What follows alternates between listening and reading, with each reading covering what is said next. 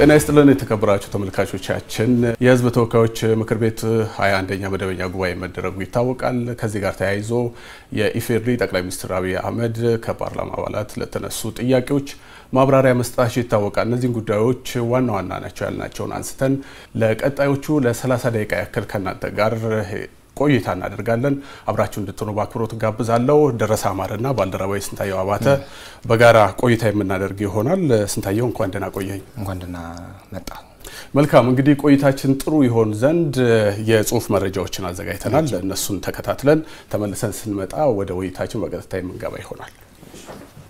እንደሚታወቀው እንግዲህ በተለይም ጠቅላይ ሚኒስትር አብይ አህመድ በዋናነት ማብራሪያ ከሰጡባቸው ጉዳዮች መካከል የኢኮኖሚ የማክሮ ኢኮኖሚ ጉዳይ ተጠቃሽ ነው። እንደሚታወቀው እንግዲህ በዋናነት የማክሮ ኢኮኖሚ ጉዳይ ሲነሳ ሀገር በቀል ኢኮኖሚ ማሻሻያ ያደረገን እንደሆነ ይታወቃል። የሱ አካል የሆነው ደግሞ የተሟላ የማክሮ ኢኮኖሚ ፖሊሲ ማሻሻያም የዚሁ አካል መሆኑ ይታወቃልና ከዚህ ጋር ተያይዞ እንግዲህ ማክሮ ኢኮኖሚው ላይ ያሉ ዝንፈቶችን ለማስተካከል ከፍተኛ ጥረት መደረጉ ይታወቃል።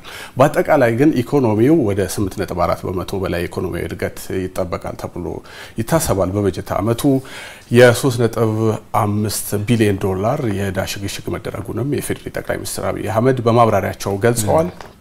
ከዛ ውጪ 3.7 ቢሊዮን ዶላር ሬሚታንስ ተገኝቷል። ይህም ሲባል እንግዲህ ትውልደ ኢትዮጵያውያን የሆኑ በውጭ የሚኖሩ ወደ ሀገራቸው የሚልኩት ገንዘብ ነው። ይህ ሬሚታንስ እንደሚታወቀው በብዙ መልኩ ከኑሮ ውድነት እንደዚሁም የኢኮኖሚን ሁኔታ ለማረጋጋትም ከፍተኛ አስተዋጽኦ ያበረከተ እንደሆነም ተነስቷል። ሌላኛው እንግዲህ የወጪ ንግድ ወደ 4.5 ቢሊዮን ዶላር ገቢ መገኘቱም እንደዚሁ ተጠቅሷል ማለት ነው። ሌላኛው እንግዲህ ከግብርና ጋር የተያያዘ ጉዳይ ነው። ግብርናው የኢኮኖሚያችን የጀርባ አጥንት መሆኑ ይታወቃል። በግብርናው ዘርፍ እንግዲህ ሁለት አበይት ነጥቦችን መምረጡ በጣም አስፈላጊ ነው ተብሎ ይታሰባል። ይህም ሲባል እንግዲህ አንደኛው በስንዴ ረገድ እያበረከት ነው ያለው አስተዋጽኦ እየሰራን ያለነው ስራ በእጅጉ ውጤት ያመጣበትን ሁኔታ እንደዚሁ ተያይዞ ይነሳል። እንግዲህ ወደ 7.9 ሚሊዮን ሄክታር ወደ 300 ሚሊዮን ኩንታል የስንዴ ምርት ይጠበቃል በዚህ በጀት ዓመት ማለት ነው። ከዛ ውጪ ሌላኛው ጉዳያችን እንግዲህ በቡና ረገድ ነው። ቡና በከፍተኛ መጠን በኤክስፖርት መጠናችን እያደገ መምጣቱ ይታወቃል። ከዚህ ጋር ተያይዞ እንግዲህ የኤክስፖርት መጠን ባደገ ቁጥር እንግዲህ በተለይ የውጭ ምንዛሬ ገቢን ከማግኘት አኳያ የራሱ የሆነ ትልቅ ሚና ይጫወታል። ወደ 1.2 ቢሊዮን ዶላር ተገኝቷል ማለት ነው። ይሄኛው ባለፉት እንግዲህ 8 ወራት የተከናወነ ነው። በበጀት ዓመቱ ማጠቃለያ እንግዲህ ወደ 2 ቢሊዮን ዶላር ይደርሳል ተብሎ ይገመታል። ሌላኛው ጉዳይ ከሰላምና ጸጥታ ጋር የተገናኘው ርዕሰ ጉዳይ ነው። ይሄም ሲባል እንግዲህ የፕሪቶሪያው የሰላም ስምምነት በተለይም ትልልቅ ውጤቶች የተመዘገቡበት ነው። ግን ክፍተቶችም እንደዚሁ እንደተስተዋሉ ጠቅላይ ሚኒስትር አብይ አህመድ አንስተዋል። ሌላኛው ጉዳያችን እንግዲህ የታጠቁ ኃይሎች ሰላማዊ ንግግርና ድርድር በማድረግ ሰላማዊ አማራጭ እንዲከተሉ መንግስት ቁርጠኛ መሆኑን እንደዚሁ ያስገነዘቡበት ነው። ሌላኛው ጉዳይ መነሳትም ያለበት በዲፕሎማሲው ብዙ የርንበት የቀይ ባህር ጉዳይ ነው። የቀይ ባህር ጉዳይ ሲነሳ እንግዲህ በአሁኑ ሰዓት በከፍተኛ ደረጃ ኢትዮጵያ የባህር በር መጠየቋ የቀይ ባህር ጉዳይ ታቡ አይደለም፣ በግልጽ ዓለም አቀፍ እውቅና የሚሰጠበት እንደሆነም እንደዚሁ አንስተዋል። ሌላኛው ጉዳይ ኢትዮጵያ ለቀይ ባህር ስትል ጎረቤቶቿን አትወርም ወይንም ደግሞ ኤርትራን አትወርም፣ በሰላማዊ መንገድ ይህንን እቅዷን ታሳካለች የሚል እይታቸውን ያጋሩበትና መንግስታቸውንም አቋም ያንጸባረቁበት ነው ማለት ይቻላል። ሌላኛው ቢነሳና በጣም ጥሩ የሚሆነው ርዕሰ ጉዳይ ከህዳሴ ግድብ ጋር ተያይዞ የተነሳው ነው። የህዳሴ ግድብ እንግዲህ በቀጣዮቹ 6 ወራት ውስጥ ተመርቆ ይፋ ይሆናል ማለት ነው። የህዳሴ ግድብ ለኢትዮጵያውያን ምን ማለት ነው የሚለውን ወደ በኋላ ውይይታችን የምናነሳው ይሆናል። ሌላኛው ጉዳይ እንግዲህ በተለይ ደግሞ የህዳሴ ግድብ የውሃ ሙሌት ሲከናወን የአስዋን የውሃ ሙሌት ምንም የጎደለ ነገር እንደሌለ ተመጣጥኖ እንደሄደ ኢትዮጵያና ግብጽም ጉዳያቸውን ግንኙነታቸውን ልማት ላይ ተመሰረተ ሰላማዊ ግንኙነት ማድረጋቸው ለቀጠናው ለሀገሪቱ በጣም እጅግ አስፈላጊና ጠቃሚ መሆኑንም እንደዚሁ ያነሱበት ነው። ህዳሴ ግድብ የአፍሪካ ኩራት መሆኑንም የተመለከተ በማብራሪያቸው የአፍሪካውያን ኩራት መሆኑንም እንደዚሁ ግልጽ ያደረጉበት ነው።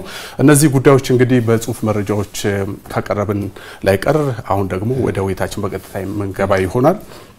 እንግዲህ ቀደም ሲል እንዳነሳውት ስንታየው የማክሮ ኢኮኖሚ ጉዳይ በጣም በሰፊው ኢትዮጵያ ብዙ ርቀቶችን የተራመደችበት ነው። ወደፊት ብዙ ርቀቶችን መራመድ ብቻ ሳይሆን ውጤቶችም የተመዘገቡበት እንደሆነ እንደዚሁ ሲነሳ ነበርና እንደው የማክሮ ኢኮኖሚን በተመለከቱ የተነሱ ጥያቄዎችና የተሰጡ ምላሾች እንዴት ተመለከታቸዋለህ ከሚለው እንጀምር። በጣም ጥሩ አመሰግናለሁ ደረሰ። ተመልካቾቻችንም ከፋና ሚዲያ ኮርፖሬሽን ጋር ቆይታ ስለሚያደርጉ ምርጫቸው ስላደረጉን ፋና ቴሌቪዥን ላይ የቆዩ ስላለ በጣም እናመሰግናለን። ጥቂት ደቂቃዎችን ወስደን የተለያዩ ጉዳዮችን ለማፍታታት እንሞክረው አብሮነታቸውን በድጋሚ ለመጠየቅና ለማስታወስ ነው እንሞክረው።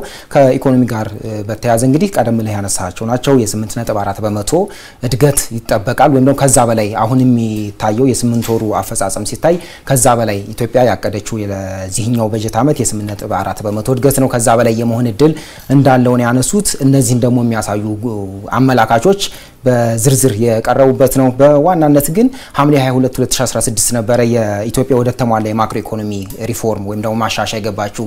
እሱን ተከትሎ በጣም በርከት ያሉ ጉዳዮች ሲነሱ ነበር። በስጋት በጣም በርካታ ጉዳዮች ሲነሱ ነበር። በተለይ እንዲህ አይነት ውሳኔ ላይ የገቡ ሀገራት ከአፍሪካም ከሌሎች ዓለም አቀፍ ወይም ደግሞ ከአፍሪካ የተሻገሩ ሀገራትንም ስንመለከት ቀውስ ውስጥ ገብተዋል፣ በጥንቃቄ ካልተያዘ በጣም አደገኛ ነው የሚል ብዙ ማስጠንቀቂያም ምሁራንም ደግሞ የመውጫ መንገዱ የትኛው ነው የሚለውን ነገር ሲያመላክቱ የከረሙበትን ሁኔታ እናስታውሳለን። ስለዚህ ኢትዮጵያ ያንን በመፈጸም ረገድ በጣም በጥንቃቄ እየሄደች መሆኑን ደግሞ ይህንን ሪፎርም የሚደግፉት ዓለም ባንክም አይኤምኤፍም በተደጋጋሚ የሚወጧቸው ሪፖርቶች ስንመለከት ነበረ። ግን ደግሞ ጫና የለውም ማለት አይደለም። በጫና ውስጥ መሆኑ ግን የኢትዮጵያ ኢኮኖሚ ሪዝለንት ነው የሚባለው ወይም ደግሞ የችግርን ተጋፍጦ የመሄድና የመቋቋም አቅም አለው የሚል ሐሳብ ነው በተደጋጋሚ ሲነሳ የነበረው። የማክሮ ኢኮኖሚው ብቻ ሳይሆን አጠቃላይ የኢኮኖሚውን ትንበያ ስንመለከት በጣም ተስፋ ሰጪ የሆነበትን ለምሳሌ የማክሮ ኢኮኖሚ ማሻሻያ መምጣቱን ተከትሎ በጥቁር ገበያ በተለምዶ የሚባለው የትዩ ገበያውና በባንኮች መካከል ያለው በጣም ሰፊ የነበረ ልዩነት የዶላርና ሌሎች የውጭ ሀገራት ገንዘብ ምንዛሪዎችን ስንመለከት አሁን በጣም የጠበበበትን መንገድ ማንሳት እንችላለን። እሱ መሆኑ ደግሞ በጣም በርካታ ኢትዮጵያውያን ዲያስፖራዎች እንዳሉ እናውቃለን። እነሱ በህጋዊ መንገድ ወይም ደግሞ በባንኮች ስርዓት ውስጥ የሚያልፍ ገንዘብ መላካቸውን ተከትሎ በጣም ከፍተኛ የሆነ ሬሚታንስ መገኘት ወይም ደግሞ ከውጭ የሚላክ ገንዘብ መምጣቱን ሲያነሱ ነበር። በ8 ወር ውስጥ 3.7 ቢሊዮን ዶላር ነው የተገኘው። የወጪ ንግዳችንም አጠቃላይ መነቃቃት ውስጥ መግባቱ ምክንያቱም በብሔራዊ ባንክ የተለያዩ የሞኔታሪ ፖሊሲዎች ውስጥ በርካታ ማሻሻያዎች ሲደረጉ የነበረበትን ጊዜ እናስታውሳለና እነሱ በተለይ የዚህ የውጭ ምንዛሪ ግኝትን ባለሀብቶች ወይም ደግሞ ላኪዎች እንዴት ማስተዳደር ይችላሉ፣ በራሳቸው የባንክ ሂሳብ ውስጥ ለምን ያክል ጊዜ ማቆየት ይችላሉ፣ ምን ያክሉን መንግስት ይወስዳል ወይም ደግሞ ወደ ብሔራዊ ባንክ ድርሻ ይሄዳል የሚሉት ነገሮች ላይ በጣም በርካታ የሆኑ ማሻሻያዎች ወይም ደግሞ የ100% ብዙ ለላኪዎች ወይም ደግሞ ለባለሀብቶች የማድረግ ነገርን ተከትሎ በጣም በርካታ የሚባል ለውጥ መምጣቱን እንመለከታለን። የ4.5 ቢሊዮን ዶላር ገደማ ገቢ ተገኝቷል ባለፉት 8 ወራት ማለት ነውና እነዚህ በጣም ተስፋ የሚሰጡ ናቸው። በአጠቃላይ ግን በማዕቀፍ ደረጃ ስናየው ኢትዮጵያ በምግብ ራስ በቀል ለመሆን የምታደርገው ጥረት በጣም መስመር ላይ መሆኑን ደግሞ የተሻለ ነገርን ማዋለድ የሚችል ሁኔታ ውስጥ መኖሩን እናስታውሳለን ወይም ደግሞ እንረዳለን። በሌላ በኩል ደግሞ አሁንም ኢትዮጵያን በኑሮ ውድነት የሚፈተኑበትን ሁኔታ ደግሞ ምንክደውና የምንዘነጋው አይደለም። ስለዚህ እነዚህ ሚዛን ጠብቆ መሄድ ያስፈልጋል። በጣም ማምረት በምግብ ራስን ለመቻል ወይም ደግሞ የምግብ ሉዓላዊነትን ለማረጋገጥ በጣም ጥረት ማድረግ ያስፈልጋል። በዛው ልክ ደግሞ በሰራ ቁጥር የአንደኛ የኑሮ ውድነቱ አቅርቦቱ በጨመረ ቁጥር የምንድነው ፍላጎትም እየተመጣጠነ ይሄዳል ማለት ነው። ስለዚህ ሰዎች የሚፈልጉትን በቀላሉ ማግኘት የሚችሉ ከሆነ ምርት የኑሮ ውድነት የሚባለው ነገር እየቀነሰ ይሄዳል። ግን የዋጋ ግሽበት የሚባሉት ጉዳዮች ስንመለከት ዜሮ ይሆናል ማለት አይደለም። የዛሬ ዓመት ከሚጨምርበት ዋጋ በተወሰነ መልኩ መቀነስ መቻል አለበት። ጭማሪ ይኖራል ግን የጭማሪ መጠናቸው እየቀነሰ መሄድ አለበት የሚሉ ሐሳቦች ናቸው የሚነሱትና አጠቃላይ የኢኮኖሚ ጉዳይ ላይ ብዙ የሚያፍታታ ነገር የመጣ እንደሆነ ነው ሲያነሱ የነበረው። እንዳልኩት ደግሞ ቀደም ብዬ በምሁራንም በኢትዮጵያንም የሚነሱ ደግሞ ምንድነው ይችላል ማተላቸው ደግሞ ፈተናዎችም አሉ። እነሱንም በጋራ መስራት ያስፈልጋል። ስለዚህ የኢትዮጵያ ንግግራችን መሆን ያለበት የሚደነቀው ማድነቅ አለበት። እንደገና ደግሞ ችግሮችን ማሳየት ብቻ ሳይሆን ችግሮቹ በምን አግባብ መፈታት አለባቸው የሚለውንም መፍትሄም እየጠቆሙ መሄድ አለበት ተብሎ ይታሰባልና በዛ ረገድ በርካታ ተስፋ ሰጪ ጅምሮች መኖራቸውን እየተመለከትን ነው። ጠቅላይ ሚኒስትሩ እሱን ሲያነሱ ነበር። መልካም እንግዲህ ከዋጋ ንረት ጋር በተገናኘ ያነሳቸው ሐሳቦች ትንሽ ብትሄድባቸው በጣም ጥሩ ነው ብዬ ስላሰብኩ ቀጥያ ያነሳልሃለሁ። ምክንያቱም መንግስት እንግዲህ የደሞዝ ጭማሪን ማድረጉን ተከትሎ እንግዲህ የደሞዝ ማሻሻያው ራሱ አንድም ከዚህ በዋጋ ንረት የሚሰቃየው ታችኛው የማህበረሰብ ክፍል እንደዚሁ በኑሮ ውድነቱ ከፍተኛ ጉዳት ጫና እንዳይደርስበት የራሱ የሆነ በጎ አስተዋጽኦ ይጫወታልና የገበያ ሰንሰለቶቹን ራሱ የማስተካከል ሁኔታዎች እነዚህም ተያይዘው ይመጣሉና በዚህ ደረጃ መንግስት የወሰዳቸው እርምጃዎች እንዴት ይታያሉ? በጣም ጥሩ እንግዲህ በተለይ ከዚህ ከማክሮ ኢኮኖሚ ማሻሻያው ጋር ተገናኝቶ ቀደም ብለን ስናነሳቸው የነበሩ ጉዳዮች አሉ። በስጋት ደረጃ ሲነሱ የነበሩት ብዙ ጊዜ በተለያዩ ሀገራትም እነዚህ የማክሮ ኢኮኖሚ ማሻሻያ ፕሮጀክቶችን ወይም ደግሞ አሰራሮችን የሚደግፉ ዓለም አቀፍ የገንዘብ ተቋማት በጣም ከፍተኛ የሆኑ ግብሮች እንዲሰበሰቡ የሚያበረታቱበት የመንግስት ወጪ በጣም መቀነስ እንዳለበት የሚያሳዩበት ከምንም በላይ ደግሞ ድጎማ ብዙ የሚጥማቸው አይደሉም እነዚህ ዓለም አቀፍ ተቋማት መጀመሪያም ከጅምሩ በኢትዮጵያ በኩል ወሳኝ የሚባሉት የድርድር ምዕራፎች እነዚህ ነበሩ። ድጎማ መቀነስ የለበትም። በተለይ በጣም በርካታ ድሃ ያለበት ሀገር ነው። እጅ አጠሮች አሉኝ። ዜጋ ተኮር ዲፕሎማሲን ብቻ ሳይሆን አጠቃላይ ዜጋ ተኮር ወይም ደግሞ ለሰዎች በጣም ቅርብ የሆንኩ መንግስት ነኝ ይላል በተደጋጋሚ። ስለዚህ ህዝባዊ መሰረት የሚለውን ትቼ እንትን ማለት አልችልም። በጣም በርካታ ዜጎች በሴፍቲ ኔት የሚታገዙ ናቸው። ከዛ ውስጥ እየወጡ ያሉ አካባቢዎች አሉ፣ ግን ደግሞ አሁንም ስራ የሚፈልጉ ድጎማ የሚፈልጉ አሉና እነዚህን ሁሉ ድሃ ተኮር የሆነ ስራ መስራት ያስፈልጋል ማለት ነው። ስለዚህ በዛ ረገድ ከማዳበሪያ ጋር ከነዳጅ ጋር ነዳጅ ለምሳሌ በሊትር ከ28 እስከ 30 ብር በየሊትሩ ድጎማ እንደሚደረግበት ሲያነሱ ነበር። የማዳበሪያን ጉዳይ መመልከት እንችላለን። በዓለም አቀፍ ደረጃ በጣም ከፍተኛ የዋጋ ጭማሪ ያስከተሉ ካሉ ምርቶች መካከል ማዳበሪያ በቀዳሚነት የሚነሳ ነው። ግን የኢትዮጵያ ገበያ በዛ በዓለም አቀፍ ደረጃ ተወዳድሮ ቢያመጣውም ኢትዮጵያን አርሶ አደሮች ደግሞ በዛ ልክ መገኘት ስላልቻሉ እዛ ላይ ድጎማ ማድረግ የሚያስፈልግበት ምንድነው ስልት ይዞ ነው የመጣው። መጀመሪያም ይሄንን ሲደራደር ምን ጭምር ያቀረበው ስለነበረ ብዙ ጫናው በተወሰነ መልኩ ቀለል እንዲል አድርጓል ተብሎ የሚታሰበው እሱ ነው። ከምንም በላይ ግን የማዳበሪያንም ጉዳይ ቀደም ብለን ስናነሳ ስለነበረ ከፍተኛ ዋጋ የምንወጣባቸው ምርቶች ኢትዮጵያ ውስጥ ማምረት የምንችላቸው ናቸው ወይም ደግሞ ማምረት ግዴታህን መሆን የሚፈልጉ ናቸው ከጊዜው አንፃር ስንመለከት። ስለዚህ የኢትዮጵያ ቀጣዩ ህዳሴ ማዳበሪያ ፋብሪካ ነው የሚልም ሀሳብ ሲያነሱ ነበር። አንድ አይነት ፕሮጀክቶችን በፍጥነትና በትልቅ ተነሳሽነት ቁርጠኝነት መስራት ኢትዮጵያንን ከምንም በላይ ማሻገር ይችላል ማለት ቀደም ብለን ስናነሳ ነበር። ወደ 4.5 ቢሊዮን ዶላር ባለፉት 8 ወራት ከውጭ ንግድ ተገኝቷል ስንል ነበር አይደል? ገቢ ላደረግናቸው ከዛ በላይ ወጪ ልናወጣ እንችላለን። ስለዚህ በሀገር ውስጥ የመተካት እንደ ኢትዮጵያ ታምርት አይነት የኢኮኖሚ ትልልቅ ፕሮጀክቶች በጣም ጠንክረው መሄድ ያለባቸው ናቸውና እነሱን ጉዳዮች እያሰፉ መሄድ ከምንም በላይ ቀደም እየሳነሳለ ነበር መተቻቸት ሳይሆን ትችታችን የሚያሻግርና መፍትሄ አመንጪ መፍትሄ አመላካች ሆኖ መቀጠላችን በጣም እርግጠኛ መሆን አለብን ያስባለው። እንደዛ ካልሆነ ሀገር የሚያድግበት መንገድ እየጠፋ ይሄዳል። ደረሰ መልካም እንግዲህ በተለይ ደግሞ የመንግስትን ገቢ ማሳደጉ እንደዚህ አይነት ትልልቅ ፕሮጀክቶችን ተግባራዊ ለማድረግ የራሱ የሆነ በጎ አስተዋጽኦ ይኖረዋል ተብሎ የሚታሰበው ወደ ሌላኛው ርዕሰ ጉዳያችን እንለፍ። ከዚሁ ከጸጥታና ደህንነት ጋር በተገናኘ በተለይ የሀገር ውስጥ የሰላም ሁኔታዎች ጋር ተያይዞ የሚነሱ ጉዳዮች አሉ። የሰላምና ጸጥታ ጉዳይ ሲነሳ መንግስት በተደጋጋሚ ሲገልጽ እንደነበረው በተለይም ማንኛውም ልዩነቶች ከጦርነት ወይንም ከግጭት መለስ በሰላማዊ መንገድ በንግግር መፍታት ይቻላል። መንግስትም ደግሞ ለዛ ቁርጠኛ መሆኑን ገልጿል። እንግዲህ መንግስት ፍላጎቶችና ጥቅሞች አሉት ዋና ዋና የሚባሉ በፖለቲካ በኢኮኖሚ ሊያሳካቸው የሚገባውና በፖለቲካው ረገድ ደግሞ የሰላምና ጸጥታ ጉዳይን የተሟላ ሰላም በሀገሪቱ እንዲሰፍን በቀጠናውም እንደዚሁ በተመሳሳይ መልኩ እንዲኖር የሚያስችሉ ግልጽ የሆነ አቋም ማስቀመጥ ይታወቃል። በአማራ በኦሮሚያ ንግግሮች መጀመራቸው ይታወቃል። በኦሮሚያ ውጤቶች የታዩበት ሁኔታ እናስታውሳለን። በጋምቤላ ቤኒሻንጉል ጉሙዝ እና እንደዚሁም ደግሞ በጥቅሉ በሀገሪቱ የተሟላ የሰላም ሁኔታ የሰላም አየር እንዲተነፍስ እና እንዲኖር ለማስቻል በሰላም ረገድ ምን አይነት ሚናዎች ነበሩት መንግስት ሊባል ይችላል?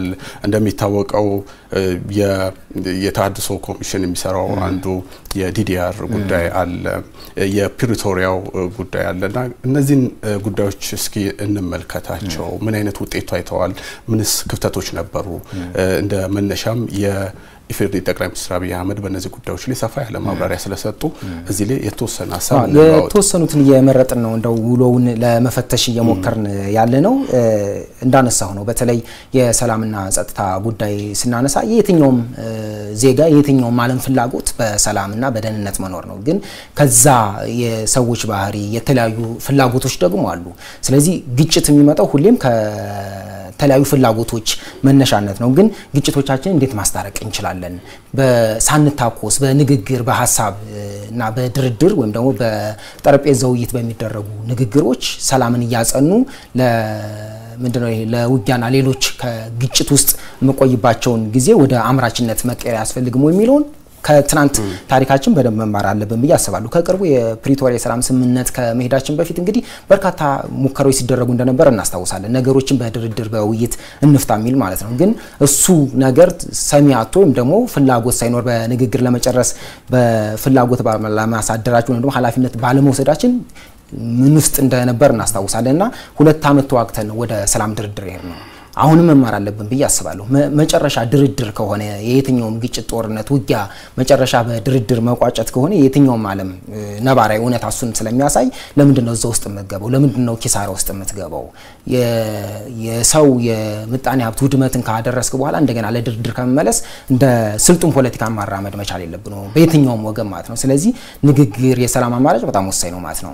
የቀደም ብለን ያነሳ ነው የፕሪቶሪያን ጉዳይ ለዚህ ትልቅ መማሪያ ማድረግ አለብን ብዬ አስባለሁ። ፕሪቶሪያ ሰላም ስምምነት ከተፈረመ በኋላ በትግራይ ክልል የጠመንጃ ድምጾች የቆሙበትን ሁኔታ በርካታ ዜጎች ወይም ደግሞ የወገኖቻችን እፎይታ ውስጥ የገቡበትና ስለ ሰላምና የመሰረተ ልማት ስራዎች የሚያስቡበትን ሁኔታ መፍጠር ተችሏል። አሁንም ግን ፈተናዎች አሉ ማለት አይደለም። ስለዚህ እነዛም ፈተናዎች መልሰው ወደ ግጭት አዙሪት እንዳይከቱን መጠንቀቅ ያስፈልጋል ማለት ነው። የሰላም ስምምነቱ ምን ጉዳዮች ነበር ያስቀመጠው? ዲዲአር ወይም ደግሞ ታጣቂዎችን በትጥቅ ማስፈታት በታድሶ ስልጠና እንዲወስዱ አድርጎ በማቋቋሚያ ድጋፍ ወደ ማህበረሰቡ የመቀላቀልና በቀጣይነት ወደ ልማት ስራ እንዲገቡ የማገዙ ነገር ትልቁ የቤት ስራችን ነው ተብሎ ይታሰባል። ስለዚህ እዛ ላይ ሁላችንም የቤት ስራ አለብን ማለት ነው።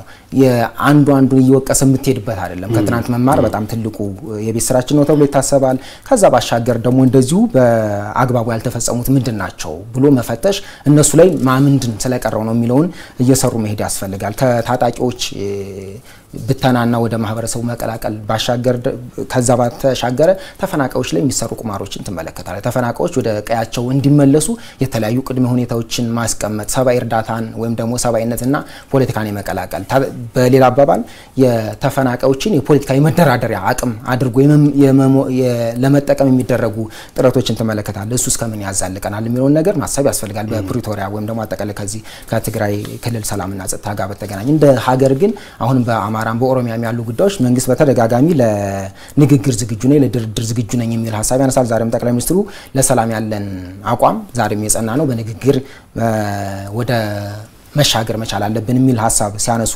አድምጠናቸዋል። ስለዚህ የሰላም አማራጮችን በብዙ መልኩ መፈለግ ያስፈልጋል ማለት ነው። የምክክር ኮሚሽኑ አንዱ ትልቅ አማራጭ ነው ያስባለሁ። በተለይ አሁን ላይ በብዛት በሀገሪቱ ግጭቶች ባሉባቸው ቦታዎች ሁሉ ከጀርባ የትርክት ጉዳይ አለ። ስለዚህ ምን አይነት ነው ትርክታችን? አብሮ የሚያኗኑረን ነው ወይ? ከተናጠል ትርክት መውጣትና የጋራ የምንላት ኢትዮጵያን ለመፍጠር ምንድነው አንድነቷ በጣም የጠነከረ ዜጎቿ የሚስማሙባትና የኔ የሚሏት ኢትዮጵያ እንዴት ነው የምንፈጥረው? ለዛ የሚያስፈልገን ትርክት ምንድነው?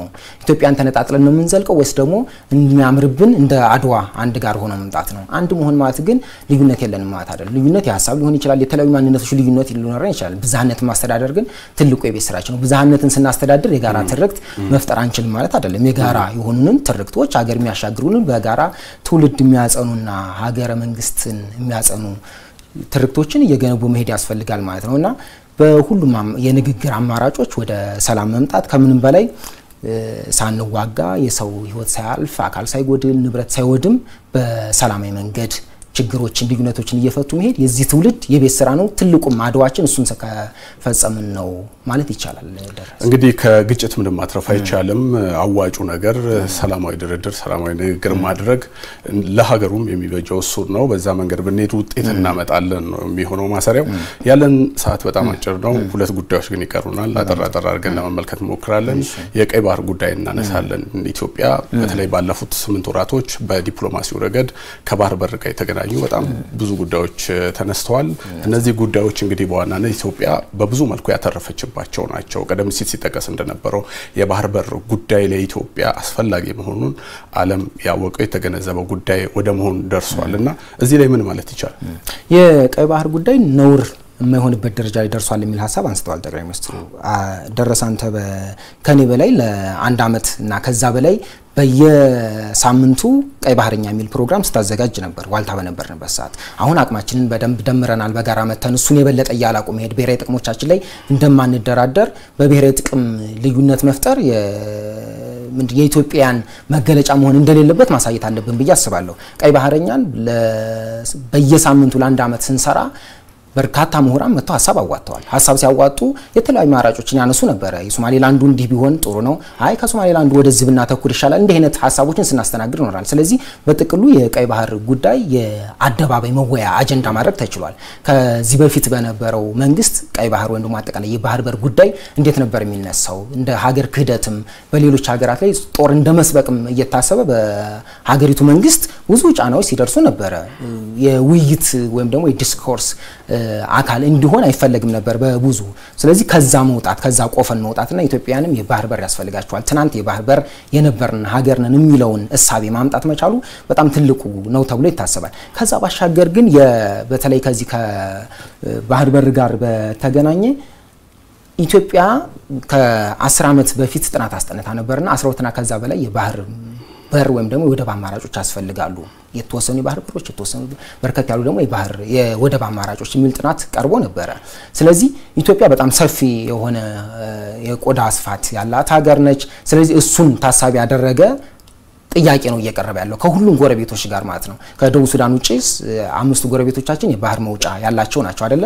ስለዚህ እነሱንም ጭምር ለሁሉም ነው ጥያቄውን ያቀርብ ነው ማለት ነውና ጥያቄው ሲቀር ከአሰብ ጋር ብቻ የማገናኘት ነገር ኤርትራ በተደጋጋሚ በዚህ ላይ አሰላልፎችን የመቀየር የኢትዮጵያ ታሪካዊ ጠላቶች ወይም ደግሞ የኢትዮጵያ እድገት አያስደስታቸውም ተብሎ የሚታሰቡ መንግስታትን የማሰባሰብ ነገርን ስከውን እንደነበር እናስታውሳለን። በሶማሌላንድ የመግባቢያ ስምምነት መሰረት ከሶማሊያ ጋር ቁርሾ ውስጥ ገብተዋል ኢትዮጵያና ሶማሊያ ብላ ስታስብም እንዴት ከግብጽና ሶማሊያ ጋር ምንድነው ይሄ ሶስትዮሽ ግንኙነት ለመፍጠር ሲሞከር እንደነበረ እነሱን ነገር ሁሉ ያሸነፈ ስራዎች እየተሰሩ ነው ብያስባለሁ።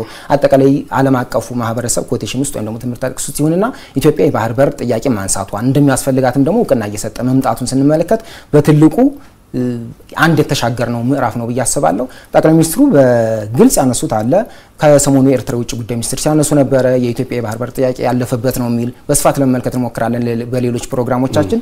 ግን ለሱም ምላሽ ሰጥተዋል። አጠቃላይ ኢትዮጵያ በባህር በር ጉዳይ ጎረቤቶቿን አትወርም ስም ጠርተው ደግሞ ኤርትራን የመውረር ፍላጎት የላትም የሚል ሐሳብም ማንሳታቸውን እናስታውሳለን። ከዚህ ጥያቄ ጋር ተያይዞ ግን ኢትዮጵያም በየትኛውም የውጭ ኃይል ወይም ደግሞ ሀገር እወረራለሁ የሚል ስጋት እንደሌለባት ማንስተዋል። ዝግጅቷ በጣም ጠንካራ ስለሆነ እንደ አይነት ነገሮች በደንብ መታሰብ ያለባቸው ኢትዮጵያ ወታደራዊ አቅምን የወታደራዊ ቁሶችን ስታደራጅ ኃይሏን ስትገልጥ ለውጊያ እየተዘጋጀች ነው የሚሉ እሳቤዎችን እንመለከታለን። ከሱ ይልቅ ግን መታሰብ ያለበት የትኛውም ሀገር የሚከተለው ፖሊሲ መጀመሪያ እዚህ እንዳትደፈር ሆነ መገንባትን ውጊያ ሳትገባ ውጊያ ማሸነፍን ትልቁ ፖሊሲያቸው አድርገው ይጠቀማሉ የተለያዩ ሀገራትና የኢትዮጵያን ጉዞ ከሱ መነጠል አለበት ብያላስብና ኢትዮጵያ ጥያቄን ስታቀርብ የሆነና ሀገር ልትወር ነው የሆነ መንግስት ልትፈነቅል ነው የሚሉ ሳይቦች መታረም ያለባቸው ይመስላል። ከምንም በላይ ደግሞ በእኛ በኢትዮጵያን በኩል የመንግስት ደጋፊ መሆን የፓርቲ ደጋፊ መሆን አይደለም። ኢትዮጵያ የባህር በር ብታገኝ ሁሉም ነው ተጠቃሚ ሆነው ቀደም ብለን ስናነሳ ነበር ከፍተኛ የሆነ የገቢ ምርትን የምናስገባንን የውጭ ምርታችንም በዛው ልክ እያደገ ነው ግን እነዛ ላይ ያሉ ታክሶችን ማሰብ ያስፈልጋል እነዛ ታክሶች ወይም ደግሞ ቀረጦች የት ነው የሚመጡት የናንተ ኪስ አጠቃላይ ኢትዮጵያን ኪስ ነው ተመንዝረው የሚደርሱት ነው ዋጋ ንረት የኑሮ ውድነት የሚባሉትን ጉዳዮች የሚያመጡትና አንዳንዴ የጋራ የሚያደርጉን የሚያሻግሩን በጋራ የምንጠቀምባቸው ጉዳዮች ላይ በጋራ ማሰብ በጋራ መረዳዳትና ለተፈጻሚነታቸው መስራት ትልቁ የቤት ስራችን መሆን አለበት መልካም እንግዲህ በጣም በሰፊው አነሳን ብዙ ነገሮችን የታላቁ ኢትዮጵያ ህዳሴ ግድብ እንግዲህ በጣም ከህዳሴ ግድብ ጀርባ ያሉ እውነቶችን በጣም ስንፈትሻቸው አንደኛው የምናገኘው የአፍሪካ ኩራት አህጉራዊ ተምሳሌት መሆን የሚችል በጣም ትልቅ ግዙፍ ፕሮጀክት ነው እሱ ፕሮጀክት ደግሞ በቀጣዮቹ 6 ወራቶች ለምርቃት እንደሚበቃ ጠቅላይ ሚኒስትር አብይ አህመድ ገልጸዋል ከዚህ ጋር ተያይዞ እንግዲህ ይሄ ለኢትዮጵያውያን በሙሉ ትልቅ ብስራት ነው ተብሎ ሊወሰድ የሚችል ጉዳይ ነው ከህዳሴ ግድብ ይሄ ከሚያነታረኩ የዲፕሎማሲ ሰጣ ገባው ጀርባ ግን ያለው ለአፍሪካ አዲስ ብርሃን ይዞ የመጣ ግድብ ነው ማለት ይቻላል ይሄንን እንደመቋጫ በዚሁ እናድርገውና በዚሁ እንሰናበታለን ተመልካቾቻችን የተከታተላችሁትን ይመስል ነበር በዛሬው ወቅታዊ ጉዳይ ላይ ሐሳቦችን ያነሳን ጥሩ ቆይታ አደረግን ደርሳ ማረብ መስተንግዶ ከናንተ ጋር ጥሩ ቆይታ አደረኩኝ ስንታየው አባተም ደግሞ ከኔ ጋር በቀጥታ ስርጭት አብሮን ነበረ አብራችሁ ስለነበራችሁ ስለተከታተላችሁ እናመሰግናለን ሰላም